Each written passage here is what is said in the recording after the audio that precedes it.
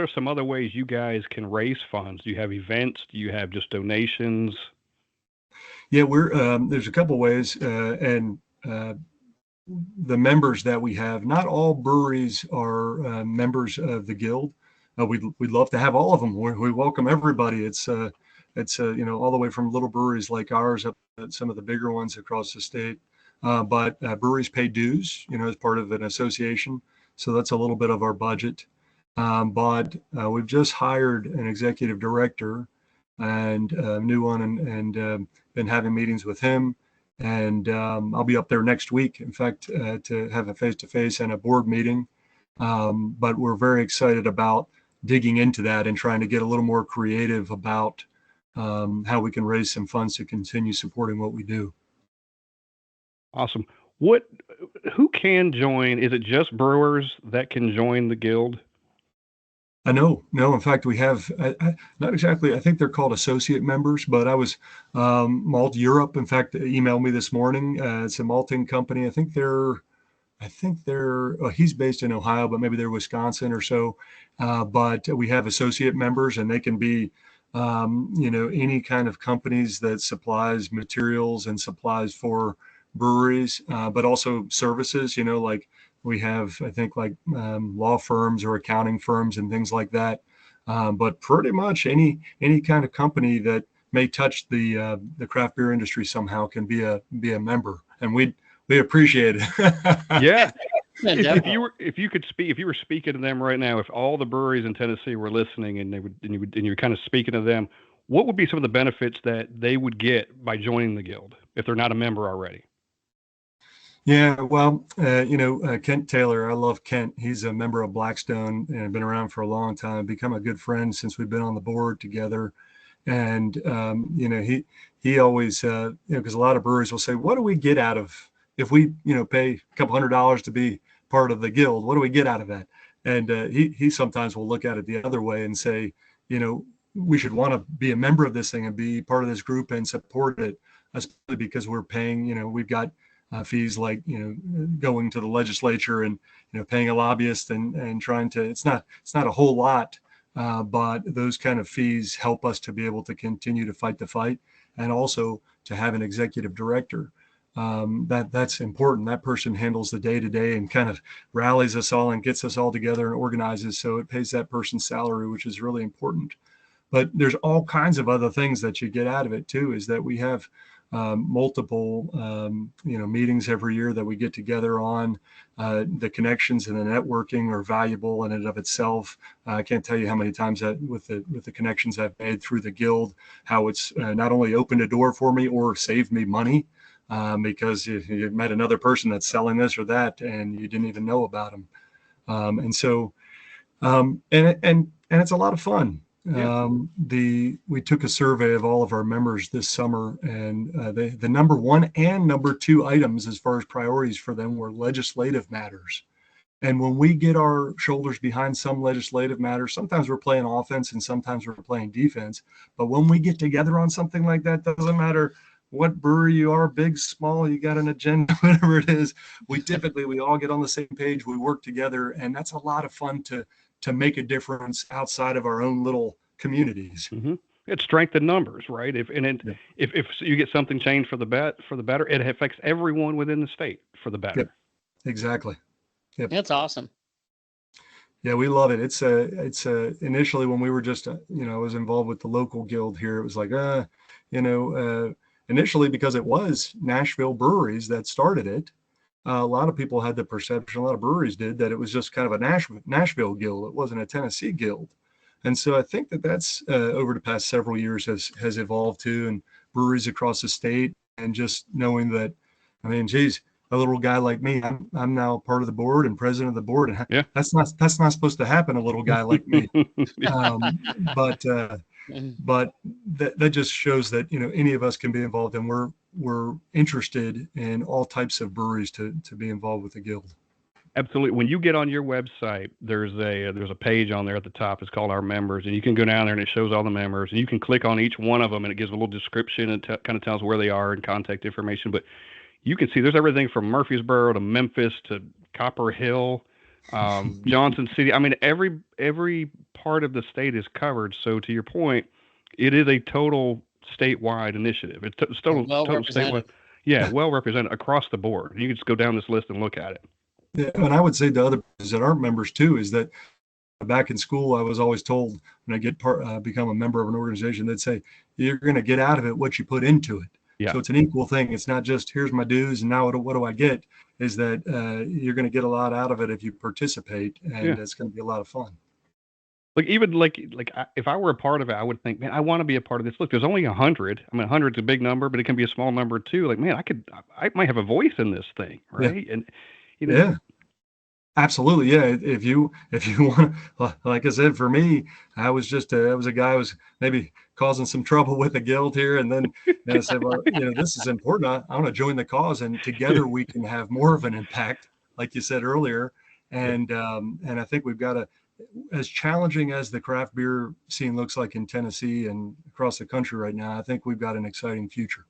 It's gotten better. Like I said, the last 10, 15 years, it's certainly gotten better here. We love our beer scene here. I know Knoxville's got a great one. I've actually been to your brewery, the downtown one. I didn't realize until about 5 days ago. I checked my own tab. I was like, holy shit, I have been here because I don't get to Johnson City much. Well, I apologize. As I've told a lot of people, somebody would say, hey, man, you made a pretty good beer. And I said, trust me, I've made a lot of bad beer. That's that learning curve, right? Yeah, we do a lot of experimentation just to have fun because we don't want to be like the donut guy that every morning walks in and says, time to make the donuts. Right. And we got to do something creative from time to time. So sometimes we take it a little too far. Hey, well, on that, you guys on your website on Johnson City Brewing is you mentioned experimental and unique flavors that you do in your beers. Kind of tell us what some of that is and what some of your core beers are too at the same time. Yeah, well, the truth be told is that we're 10 years in, and I just was talking with our production team yesterday, and this is maybe the first year that we've ever had flagships. Yeah.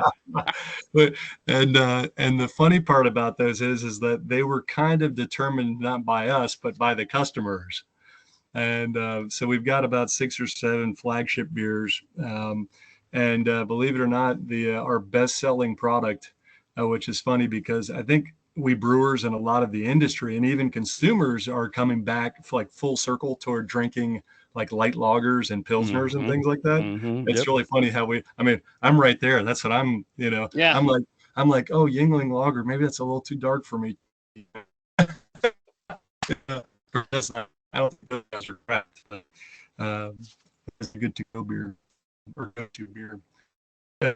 My partner, we now simply peaches. I'm going to bring you guys some. I'm going to bring you guys some beers when I get to Nashville next week. But peaches was an accident the first time I made it, and we scaled up. Story goes, we scaled up we started on a 1-barrel system. So you guys know most homebrewers were 5 gallons, and I moved to 1 barrel, about 250 gallons. I was like, that's a lot of beer. And of course, that was only 50 gallons, about 250 pints. And I thought that was a lot of beer, but if you make something pretty good, it's gone really quickly. So peaches. Eric, can we talk about how you got into the brewery business to begin with? Yeah, gosh, we do need a couple hours for that story, but I'm sure everybody says that to you. But the short of it is, I was a home brewer. It was a hobby. As I mentioned earlier, I was trying to help economic development recruit Stone over here, and at the end of that. When we knew we weren't going to get it. We knew we weren't going to get it the whole time, but at the end of it, we said, what are we going to do? I said, Mitch, what are we going to do? We got to get a brewery in town to keep downtown coming along. And he said, well, you're a home brewer, aren't you? Or he said, you're a brewer, aren't you? And I said, well, home brewer. And he said, why don't you start one? And so I came home. I was kind of laughing about it. And I came home to my wife and I said to her, I said, she said, how'd it go? And I said, well, Mitch, we're not getting them, but Mitch said we should start a brewery. And so, we kind of laughed that thing off. And the next morning, Saturday morning, we kind of roll over in bed together. And she said, well, how much do you think we'd need? And I said, well, I don't know, like $50,000. Like, I think I was like $50,000. Yeah. Because that's still a lot of money to me. Sure. And she was like, oh wow, 50,000. And so we started knocking around with friends and family there, and by Sunday afternoon we had 50,000 pledged. And it was Wow. kind of like, Get out of here. it was like, oh, expletive, I guess we're doing this thing. Yeah. Ideal Now what's one. next, right? What's the next step after that? I don't want you guys to have to edit it out. Yeah. Okay. Don't worry, we've said a lot worse on it. At least I have. Steve. So you have so many connections, with brewery owners across the state of Tennessee. What kind of advice did you get in the beginning of when you were trying to establish a brewery? Well, I didn't. When I started, there weren't any breweries here. We knew some that we had knocked around, just traveling around, just like you guys were talking about, traveling and being consumers. And I can't help myself when I go in there, especially if it's a small brewery, and I say, oh, what are you guys brewing on back there? And who's the brewer? And what they're, especially if someone's knocking around, I'm that annoying guy. And smell it too when you walk in. Right? Yeah. If it's cooking, I'm like, all right, we're going in this one over here. But couldn't help myself, and so got a ton of advice from brewers. Probably not a lot in Tennessee here, more like around the country. And but the advice that I got mostly was don't do it. Yeah. Yeah. And you're like, I don't want to hear that. That's not what I'm looking for. Well, for my kind of personality is when someone says don't do it, I'm like, watch me try. Yeah. I don't know about you guys. That's kind of it kind of raises the stakes. Challenge accepted. Yeah, challenge accepted here. And so, but I will tell you this, that when we got going in that first year, geez, even in the first weeks and months, I thought we were done for. And we just hung in there a little bit. The 50,000 that we had raised to open it was literally gone. So whatever beer we had that opening day, October 25th, 2018, money coming back in, and then just having to put it back in to make more beer. And that's why we ended up doing a couple rounds of capital raise from our friends and family. But I've started a couple of other small businesses, and I don't know if it's like any others starting a brewery. Because you want it to work so badly. You get a creative outlet. And I think that's part of the boom that happened in America is that, look at times like, 2006, 2007, 2008 with the Great Recession or people losing their jobs. What am I going to do? Hey, I can make beer, and I can use my brain. It's a creative outlet. And you want to fall in love with it for all of the things that it represents. Yeah. And so it would be that much more heartbreaking if it failed. And so that's why some of these breweries that you see failing is that people and families have put blood, sweat, and tears, not to mention a lot of money usually, and it's just not working. If, say, 20 years ago, you would have been sitting around in a conversation and somebody would have said, hey, in 20 years, you're going to be opening up a craft brewery. What the heck would have gone through your mind then? What the heck's a craft brewery? What's a craft brewery? Yeah, I mean, someone that was joking the other day. We did it was like a beer swap around Christmas. We did like a 6-pack. Everybody brings a 6-pack of your friends, and then everybody takes one of those beers, and you get like a mix pack. And so the thing was, bring your first, if you can get. And so I showed up.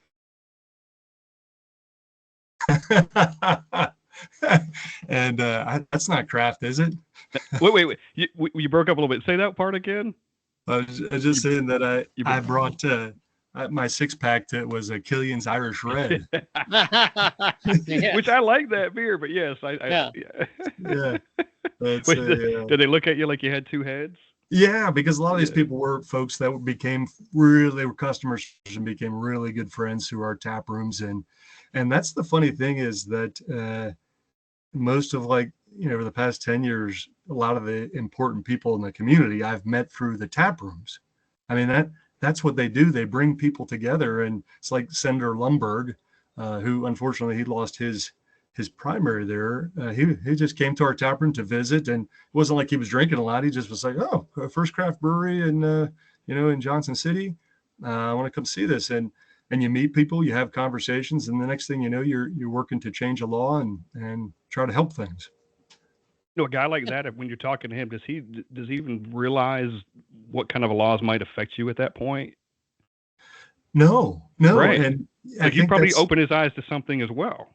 yeah, I think that's our job as citizens is to it sounds funny, but to enlighten our legislators. It's part of our job, and it sounds like, hey, they're supposed to be doing their jobs, but it's a little bit like the guild. It's like, if I join this guild, what am I going to get out of it? No, the guild is only as strong as we are as a group, and we have to contribute to it. It's not just a small financial contribution there. It's we need you to participate. Yeah. And so the same way with the legislators there is that when he walked in there, he said, what are you guys facing? And there was he's a smart guy, but there was a process of saying, hey, here are the challenges that we're facing. Did you know that we can't self-distribute beyond our own county? And I didn't know that. And of course, it took 4 years, but imagine all the laws in Tennessee here that or issues that are affecting people and businesses and things that legislators don't know about. And I think that's partly our job to enlighten them. Yeah, no doubt. So your brewery has been around now for 10 years. And I'm sure there's been challenges, but when you look back, I mean, how rewarding has this been for you? I mean, you have to be so happy about it. Oh my goodness. It's been rewarding in so many ways to be a part of this community. We're so grateful to our community. And we kind of look at the state now as the craft beer community now that we've gotten involved more and more at the various levels there. But the connections there have probably been the most rewarding thing, the networking. And to go a little more introspectively, I think we're finally, I said, we finally have flagships after 10 years in business. And we're finally, 2024 was actually our best year in business ever in the 10 years. And it all has to do with people, not just the community here, but our staff. There's 12 of us now. And our, one person's, she's been with us. She's our operation manager at production, Anna McKay. She's a lead brewer for us now, and she's been with us for coming up on 6 years. And so in the beginning, when it was really hard and stressful, it just sometimes was, it felt like I wasn't doing the right thing very, very often. Yeah. And that's with running the business and trying to take care of people, because you want to take care of people and you want it to work and you want to pay them as much as you can and give them benefits and give them all the opportunities that they deserve. And it just wasn't there for several of the beginning years. And for me, it's been a huge learning experience. Well, it's got to be a testament to you, the beer you make, your community. You've been around 10 years. You've got 2 locations in Johnson City, which is cool. I mean, it's got to be a testament to what you're doing, that you're around this long and you're doing good things. Well, I think my wife has a lot to do with it. She's a really good human being. She actually we're celebrating her today. She just today started her new job. She was working for the county here for the disaster relief. I don't know if you guys knew, we got hit really hard by Helene, Yes. Hurricane Helene. And so she worked for disaster management and recovery for the county. And then just today started her brand new job for United Way to be the regional director for long-term recovery for the hurricanes in the region. And she is a smart lady. She is the one that she could have met 1,000 people in the first year we had this business, and I met all the other people after, and she's still the reason why we have a business. Well, congrats to you for marrying her, and congrats for her on her new job. I'm married up for sure there. It's funny. I was on your website and also on Instagram, your social media pages, and I really love. Can you talk about some of the beers that you do? It looks like a fun variety. Like you have one called the Blue and Gold, another one called Peaches and Amber Ale. The Blue and Gold is a golden ale. Can you just talk about some of those fun beers that you love to brew and how long you've been doing them? Yeah, well, and maybe this is like cheesy or cliche, but our motto for our brewery is a story behind every beer. So Yeah. even all the flagships, all the ones you name, the reason why I'm smiling is because they all have a story, sometimes wacky, sometimes, I mean, they're just stories that are behind them. And as a former journalist, someone who worked in news, that's kind of what makes things interesting to me, whether it's a person who made it or impacted it or an ingredient or we messed up some way. But Blue and Gold, the first time we ever made that, that's our second best selling product. Do you guys know the university that's here? Yes. Yeah. So ETSU is here, and they're the Yep. Bucks, and their colors are blue and gold. East Tennessee State University, big university. I think there's like 18 or 20,000 students. I mean, it's a pretty big. They're in big thing. Elizabethton, right? Is that right? It's right in Johnson City. Or Johnson City. Yeah. I'm sorry. Yeah. Yeah. The main campus is right here. They may have like a satellite, that kind of thing, but a number of our employees over the years have gone and graduated from ETSU, and so every once in a while, as part of our company culture, we do a thing called team brewing. And because the bulk of our employees they work in the tap rooms, we want to bring them forward and educate them on how you brew a batch of beer, and also have some fun, taste some beers, and eat some pizza and things like that, and do some team building stuff while we're brewing. And so anyway, the long ago, one of the team brews that we did, they said let's do like a light beer, like a golden ale, and let's put blueberry puree in it for ETSU, blue and gold. And so it's a golden ale with blueberry puree, but very simple beer, straightforward, but we sell a ton of it. The other one, Peaches, that I was telling you about before, is a light amber ale made with coriander and peach puree. And that one was an accident when we scaled up from a 1 barrel to a 7 barrel. Made the beer too hoppy, got better hop efficiency, and it was more like a pale ale than an amber. Delicious beer, but couldn't sell it the way I wanted to. So I added some peach puree to it, and the rest is history. We can't make enough of that stuff. In fact, I'm bringing some to Main Street Liquors. Yeah. I come there about 3 times a week. Yeah, this coming week I'm gonna bring them some cases of beer and get that going over there. Yeah. Oh yeah. But we've not met or talked to Aaron yet, but we hear great things. I love that liquor store. You can buy singles in there. I mean, they got the best of the best. So I'm excited for you guys to be in there. Yeah, every time I'm there, I stop there. I do a couple of stops around the city, and I come to Nashville about once a month, and I love that place. Well, let's do it. If we can meet up with you, or when you get so you're going to put some beer in there to sell? Yeah. I'm going to be there January 14th through 16th. And bringing some beer, doing a board meeting with the new executive director. And then you guys will love this. On the 16th, I got to race on back to Johnson City because for about 3 years now, we've been doing a thing called poking the beer. You ever heard of that? No. Oh, we got to have you to Johnson City. We do one in the fall and one in the winter. But you never heard of this poking the beer? No. I'll never forget it after this day. I can promise. That's right. That. Yeah. So what kind of weird things y'all doing in Northeast Tennessee? Please tell us. Really are a cracker. Poking the beer it wasn't our idea. We borrowed it, and they do it in Minnesota and Wisconsin, but they've done it since medieval times. And supposedly through history, if you guys type it in, something like the Visigoths and the Germanic tribes, when they were about to go into war, all these guys sitting around drinking a bunch of beer. They've got swords and pikes and everything in the fire, and they're drinking beer, and they're like, hey, I wonder what would happen if we put this sword down in the beer. It's all 600 degrees coming out of the fire. It does. It's really cool. Once you put it in, you poke the beer, this is the residual sugars, gives it a nice foam cap that's almost like a marshmallow on the top. And it doesn't make the beer too warm. It makes the cap just a little warm, and then the beer's still cold. But it tastes like a kind of a marshmallowy campfire. And we're on the 16th, we do that. We build this bonfire, and we have a bunch of pokers, and people line up. And look it up online. You'll see in Minnesota, these guys have like people waiting for like a mile trying to poke the beer. Get out of here. Really? But the best part is me and my wife, Kat, are battling back and forth about making the T-shirt. I got poked at Johnson City Brewing. Is that? Do you think that's over the line? No. Marketing. Why not? No, that's completely appropriate. I think we would sell like 1,000 of those things. It'd be like the Big Johnson T-shirts. As they're walking in, that's where your table is. They're walking out even after they've been drinking for 4 hours or whatever. We build a business on build it in a t-shirts. Yeah. And what you do is you have, whether it's you or just have a couple people walking around with the shirt on too. Like, where'd you get that shirt? We're just right Yes. over there. They're $30. Wow. You'll get you one. I like the way you think. You must Yeah. have some schooling in marketing. I don't know. We're trying to sell our shirts. I'm just looking for any way to get them out there. Hey, I keep wearing them. Nobody's buying them. Oh, man.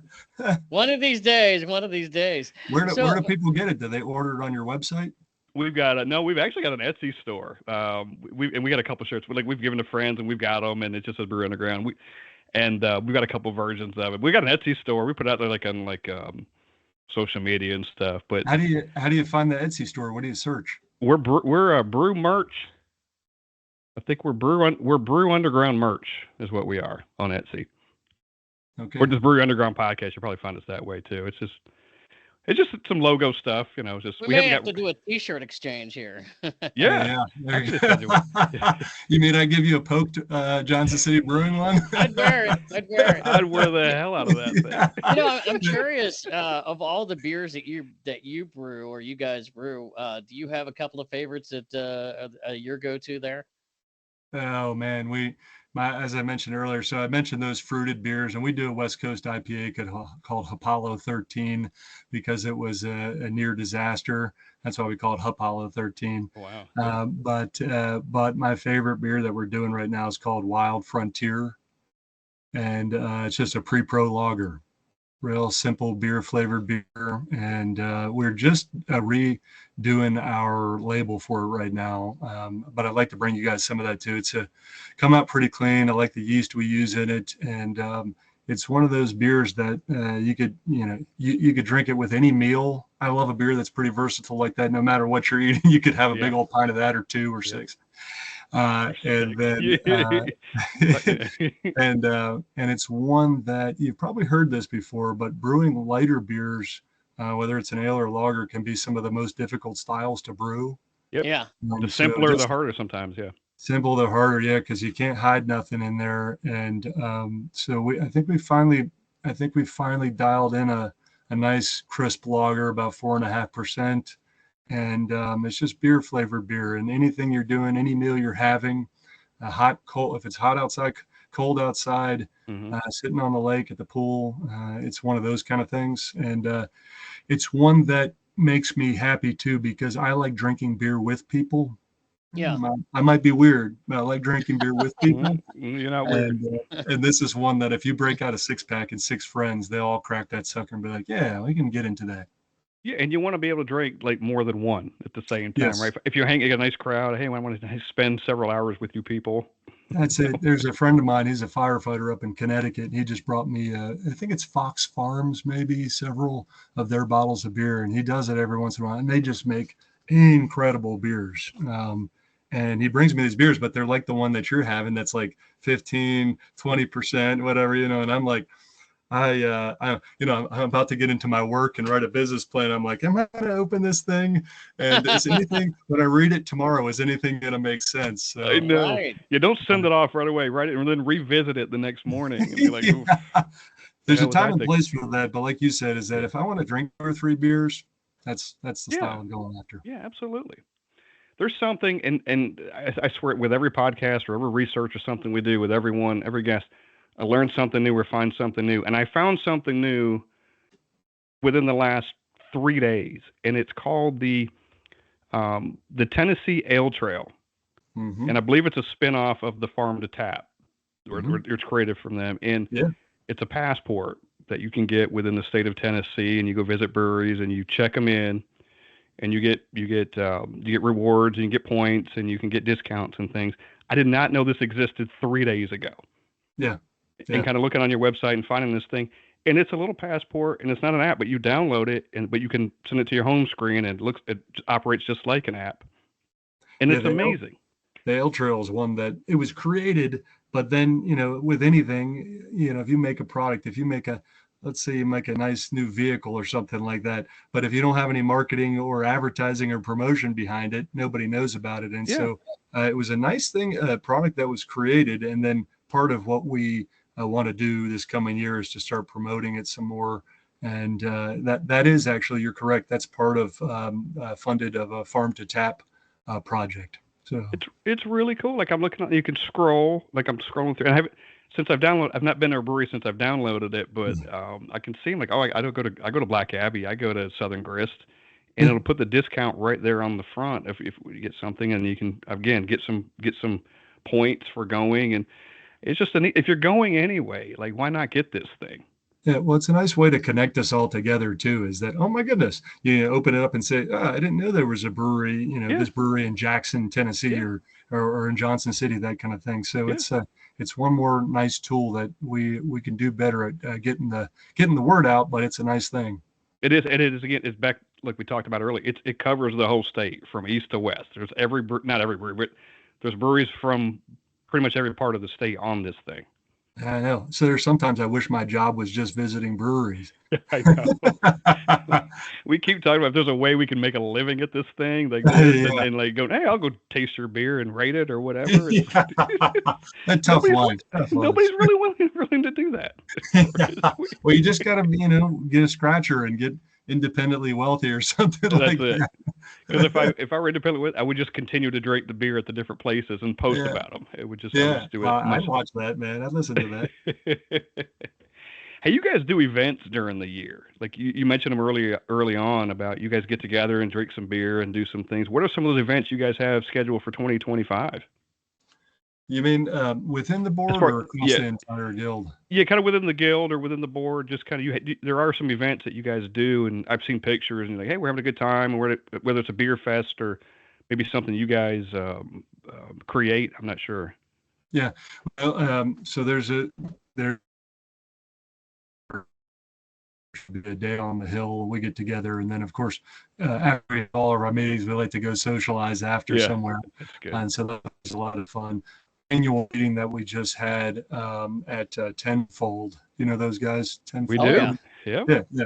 And so yeah, we had our annual meeting over there, and the annual meeting is a blast. And besides the fact that I had to get up and give a talk, that's not as fun. But it's that one time a year where everybody's invited together, all the members and even their teams. I brought 4 or 5 of our employees, and we get together. We go over a number of issues, legislative things that are coming up, roundtables, any technical kind of brewing stuff, equipment, making connection and networking, and of course eating and drinking and all that Yeah. stuff too is a lot of fun. And then this year the board, we're going to be quarterly. We're going to be holding our meetings in 4 different places across the state. So it'll be Memphis, I think Chattanooga, maybe Nashville, and then Knoxville or so, or those last one. The first one's in March is in Memphis, but we'll actually go to Memphis. We'll have our board meeting there, and then have a social inviting all the breweries that are local to that area to meet up and talk to the board and any issues that come up and that kind of thing. But a lot of times it's just it's the best industry to work in because Yeah. it's like, let's have a chat about something. Okay, let's grab a pint. You have to have Yeah, a pint. exactly. You have to. You're having a beer, so it's Business meeting. yeah, and it's the most fun kind of business meetings.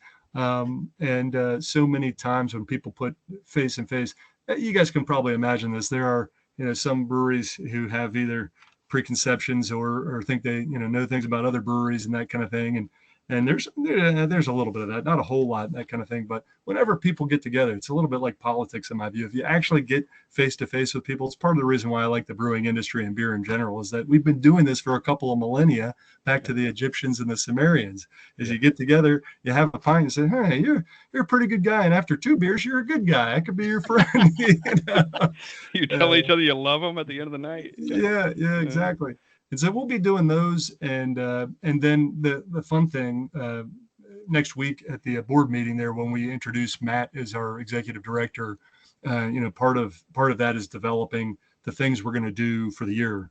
Some of those things will be fundraisers, like collaborations. I'm hoping we're going to do some statewide collaborations, and other things, that might be like meeting in places to go to a hop yard or yeast or malt or something like that. Yeah, just something cool and just in different perspectives. Yeah, totally. That's cool. I need to work in the beer industry. I just got to figure out a way for them to pay me. Like, Yeah, that's it. Well, you guys do work in the beer industry. You're getting the word out. we That's do, good. and we We really try. enjoy this. Like we like, we talk to brewers and we've talked to friends and we do all sorts of. We're trying to find different angles that where it all kind of connects, and this is one of them. And this is a huge one. It's just a huge one, by the way. Yeah. Well, let me put on my interviewer hat for a second. How did you guys get into doing this? We literally we drink beer, and we've been drinking beer for a long time. We've known each other for 10 years, Yeah. and we take this. We go to breweries together. We take an annual trip to Cincinnati, I'm and a big every Reds time, fan. yeah, I Okay. live, Yes. I live in Nashville. By the way, and not to interrupt, but I'm going to be over your way, and I'm going to try to get to your brewery in August Okay. because the Reds are playing the Braves, and I'm going to that game at Bristol Motor Ah, Speedway. yes. Yeah, I just Yes. saw that. We took the kids to the ice skating rink, and it had Yeah. this countdown thing going on. I'm like, I hope they're counting down to some kind of event here, yeah, into the world in August. But I Anyway, I had to, remember that. that'd be a I had cool to get event. it in, but continue, Yeah, continue there, Scott. Yeah. but every time we'd go to Cincinnati, we'd always hit we'd go for 4 or 5 days, and we'd hit all the breweries, and we'd come back. We're like, oh, we need to start a website to talk about this, so it was like the website, and then we need to start a podcast, and we need to do this, and then we just. Well, It's just grown into it, but we still literally drink beer every single day. That is the goal. That is not the goal. We do it anyway, but yeah.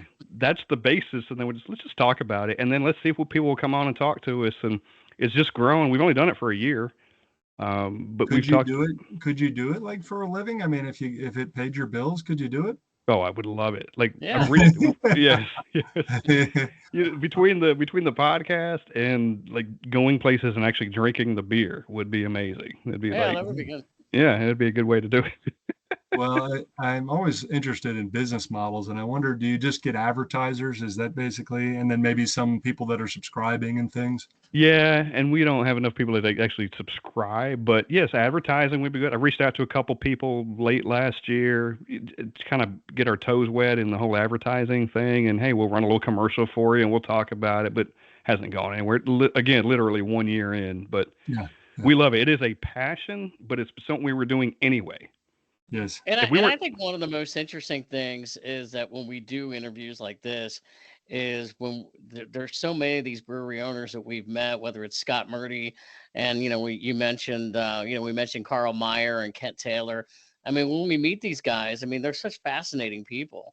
Yeah. It's not just it's not just guys that are just drinking beer. I mean, they have a lot of knowledge. They're very passionate, and Yeah. it's a lot of fun. I mean, it really is. So, and just like you, they're giving. Everyone's yeah. giving. We ask, and they're like, yes, and you're like, really? Okay, sure. Yeah. But no, but I think we're doing something. I think we're doing something for the service. We love it anyway. Let's get the word out on different things and talk to brewers and talk about them and then the guild and all these other aspects. And we're trying to get people on like a fermentation group from MTSU and Mhm. all these different things that connect. Yeah. But it's interesting. There's beer, and then there's all the other things that go along with it. Yeah. And Yeah, And it's all we've important. tried to explore all those topics. I mean, even some of the stuff that we did late in 2024, where we're talking about our top favorite new breweries that we went to, and our top 10 beers that we like. I mean, I think that stuff is fun, Yeah. and I think it's kind of engaging because there's other people that are going, oh well, and we get every once in a while people in the beer community that may reach out to us, like we reach out to them, and they'll say, hey, we're coming to Nashville. And we've met people like that where, maybe they'll have recommendations on breweries that we could go to, and we've met up with them too. So it's a lot of fun. I mean, it's the beer community, as you said. As you said a few minutes ago, when you go and you're hanging out at some of these meetings, and next thing you know, you're off drinking a few beers with the guys and just having a whole lot of fun and, Yeah. bonding and things like that. So, Yeah. Yeah, exactly. Well, and all this is why I appreciate what you guys are doing, is because I read an article the other day that said, people are drinking less craft beer and they're drinking less and less craft beer.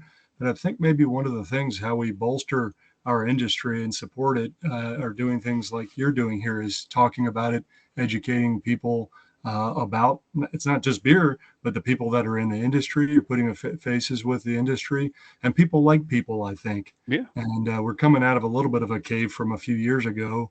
And so I think that what you all do is critical and important to, bringing people out and getting people to continue supporting not craft beer, but craft breweries, Yeah, because it Yeah. means so much more than beer. it is, and it affects a lot of different aspects. And Yep. not only a passion for ours, but like again, we were going to do it anyway, so let's just talk about it, and and get some great people on, and at the same time, maybe even selfishly, we're learning. Getting to talk to you, we've learned a whole bunch of stuff, and maybe somebody else out there learned too, or just see how the pieces fit. Yeah, I love it. And one last thing I've got is check out the Tennessee Brewers Guild website. You guys have so much information on there, and there's other pages with other links to other things. It's phenomenal. It is a good story about what you do. Again, the members, it's got a nice little description of each thing. You can go down a rabbit hole on that website. There's a lot of good information on there, just to get more than we even talked about here. Yeah, that's absolutely right. I would second that, and also just say thank you to all the people from the guild. Thank you to all the people across Tennessee who supports craft breweries. It's bigger than beer. So yeah, thank you. And for people that want to find your brewery in East Nashville, Johnson City, how can they go about doing that? or East Tennessee. What did I say? East Nashville. I'm sorry. It's like we spend a lot of time in East Nashville. We'll edit that out. Edit that out. Yeah. Hey, we might put a tap room there someday. You never know. Love it. We would love it. Yeah. Take two. Thank you, Scott. Take two. So for people that want to find you in East Tennessee, where can they find you? Well, go to Knoxville and then keep going. As a lot of people don't know, is that East Tennessee goes beyond Knoxville, and we love Knoxville and all the breweries there, but you just keep coming on 81, you pass Dollywood and Sevierville and Gatlinburg and keep going towards Bristol and Virginia. And then you get on 26, Interstate 26. And the best part about 26 is that when you go, let's see, it would be east on 26, you come into Johnson City pretty quickly. And you can stop in. We've got a lot of great breweries here. I think we've got 4 breweries in Johnson City proper, and then several surrounding. But the best part too is that you can come visit us, and then you keep going on 26 for about an hour, and you're in Asheville. So come stay with us, spend all your money here in Johnson City, and then go for a little visit in Asheville. Yeah, go Sounds visit like a Fillmore vacation afterward. Love it. Sounds like I'm running for mayor here or something. Might be your next gig after the next year. Yeah.